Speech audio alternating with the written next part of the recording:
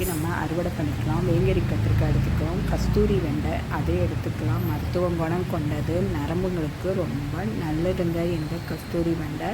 அடுத்து பார்த்திங்கன்னா முட்டை கத்திரிக்காய் அதை எடுத்துக்கலாம். கத்திரிக்காய் பார்த்திங்கன்னா சர்க்கரை நோயாளிக்கு ரொம்ப சிறந்ததுங்க. அடுத்து பாருங்கள் வெண்டைக்காய் எடுத்துக்கிறோம். பாருங்கள் நீட்டாக எவ்வளோ பெருசாக இருக்குது, அதை எடுத்துக்கிறோம். அடுத்து கோவக்காங்க. இந்த கோவக்காய் பாருங்கள் வெறுசாகவே சாப்பிட்டா அவ்வளோ அருமையாக சூப்பராக இருக்குங்க. பெருவெட்டாகவும் இருக்குது.